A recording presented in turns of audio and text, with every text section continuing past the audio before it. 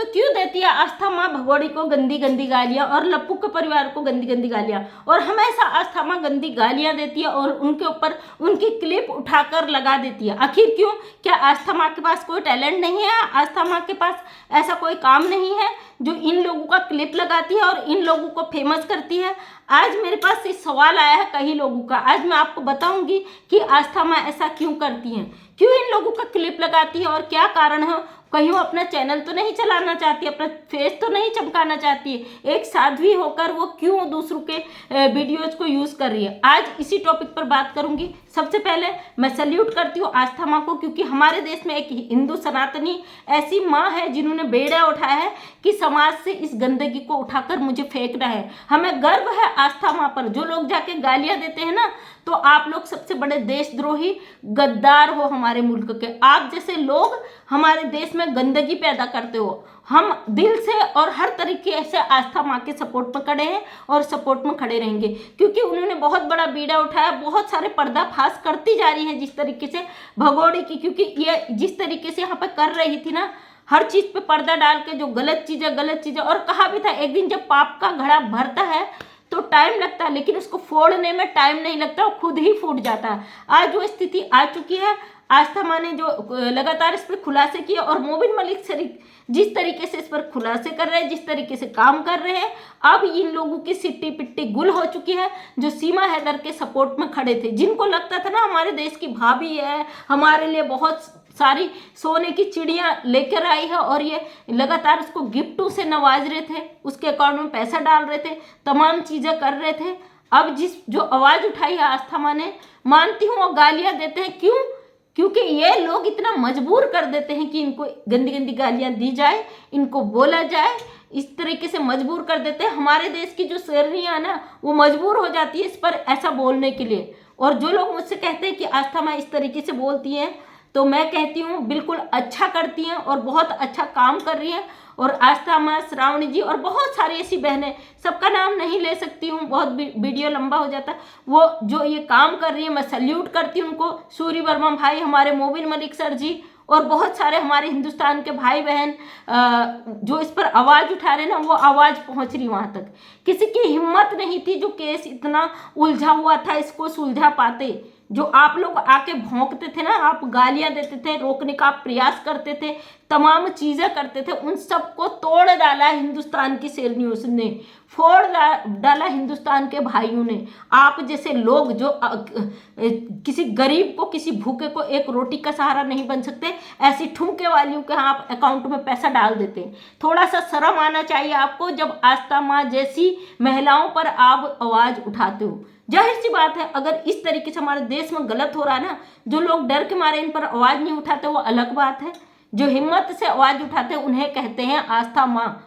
और जो आस्था माँ कर रही है, हम हर तरीके से उनके साथ खड़े हैं। और जिन्हें गाली देनी है दो, क्योंकि आपकी खुजराहट, आपकी बौखलाहट दिखती है कि आप किस तरीके से अंधे हो चुके हो कि ये जो जाएगी, ये ठुमके वाली मुजरे वाली यहाँ से, तो सारा वीराना करके जाएगी। ये डर जो आपके दिल में बैठ गया है, उसके लिए एक आस्था माँ काफ़ी है। और आस्था माँ हमेशा कहती है मेरे देश के बच्चों के साथ कुछ गलत ना हो, उन लड़कों के साथ कुछ गलत ना हो, उन पुरुषों के साथ कुछ गलत ना हो जो जिनके लिंक इस भगोड़ी से जुड़े हुए हैं, जिनके लिंक जुड़े हैं इस गद्दार महिला से, इस गलत महिला से, वो इसके लपेटे में ना आए। फिर भी आस्था माँ आपको हिंट देती है कि गलत चीज़ों से बचो, गलत चीज़ों से बचो मेरे देश के पुरुषों भाइयों।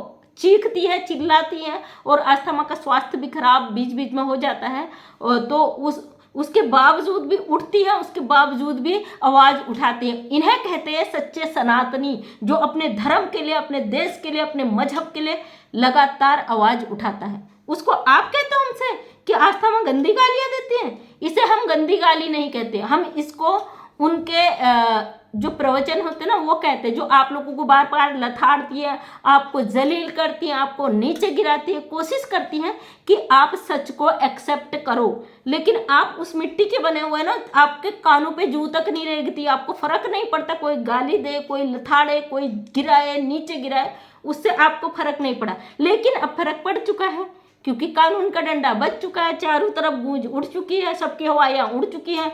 जो प्रशासन लेके ऊपरी सिरे तक घोटाले गड़बड़ तमाम चीज़ें दबाई हुई थी वो आस्था माँ ने खोल दी, मोबिन मलिक सर ने खोल दिया, सारे राज सामने आ गए हैं। अब सबकी मिर्चें लग चुकी हैं। अब वो बौखला के कह रहे हैं कि आस्था माँ गलत कर रही है। मुझे जरा सा बता दो, आस्था माँ ने कहाँ गलत किया? अगर उसको ठुमके वाली कहा तो कहाँ गलत किया भाई? यूट्यूब पर उसको ठुमके नहीं लगा रही। अगर उसको मुजरे वाली कहा तो कहाँ गलत किया कि यूट्यूब पर मुजरा नहीं लगा रही। बबीता रानी ने बोला कि आस्था माँ मैंने ऐसे क्या कर दिया, मैं एक गरीब थी। गरीब तू ही नहीं थी, हमारे देश में बहुत सारे गरीब हैं। क्या वो गरीब नहीं थे? उन्होंने क्या ठुमके मुजरे इसको पनाह ही दे दी थी?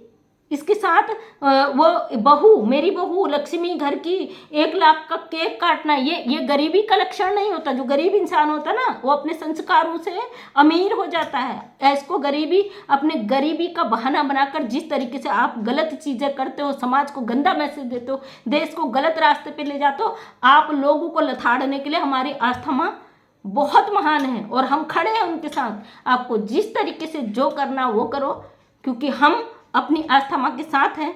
और जहाँ पे उनके तरीके जैसे भी हैं, जो भी हम अपने देश के हित के लिए कर रही है, और हमें हमारे देश के लिए अगर कोई रास्ता अपनाता है ना, वो हमें सही गलत रास्ते से मतलब नहीं होता। हमें मतलब होता है कि लक्ष्य एक है, उस लक्ष्य तक पहुँचना, जो कि भगोड़ी को भगाने का लक्ष्य बहुत नज़दीक आ चुका है। बहुत जल्दी यहाँ से भागेगी, बहुत जल्दी इसका टिकट कटने वाला है जेल का, और उसके बाद इसका टिकट कटेगा पाकिस्तान का। जिस तरीके से कर रही है ना, इसका जो खेल है वो आस्था माँ ला रही है एक करके।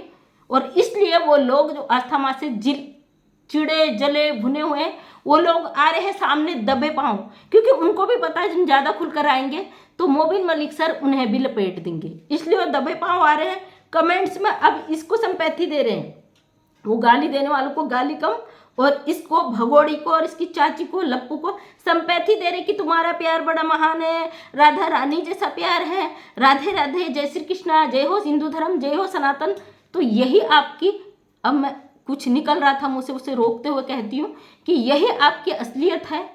और आपकी असलियत दिखाती है कि आप किसी मैं के नहीं हो, आप इंसानों में के नहीं हो। जानवर भी होता है ना, वो भी समझता है सही गलत को, वो भी समझता कौन मेरा अच्छा चाहता, कौन मेरा बुरा चाहता है, किस चीज़ से मुझे नुकसान है, किस चीज़ से मुझे फ़ायदा है। वो जानवर भी वो चीज़ देखकर डिसाइड करता है। आप उन जानवरों से भी बदतर कंडीशन में हो, आपका कोई भी जगह नहीं है।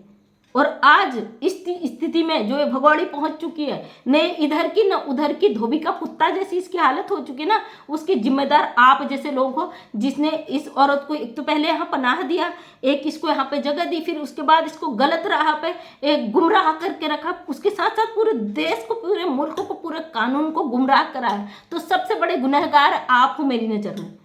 इसलिए आस्था माँ जो कर रही बहुत अच्छा कर रही, महान काम कर रही है। और आज चमची चाची को देखा कि आस्था माँ से कुछ शिकायत कर रही थी, अच्छा लगा, क्योंकि जब डंडा बजा ना तो आई सामने कि आस्था माँ मैंने ऐसा क्या कर दिया।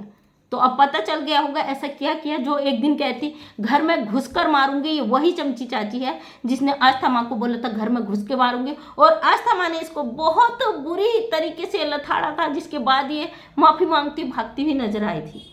तो थैंक यू सो मच दोस्तों। मैं मंजू विश्वकर्मा हल्द्वानी उत्तराखंड से एक छोटी सी समाज का हूँ। अपने वीडियो के माध्यम से समाज में कुछ अच्छी प्रेरणा लाने की कोशिश करती हूँ। नेक्स्ट टाइम मेरा वीडियो देखना चाहते चैनल को सब्सक्राइब कर लें।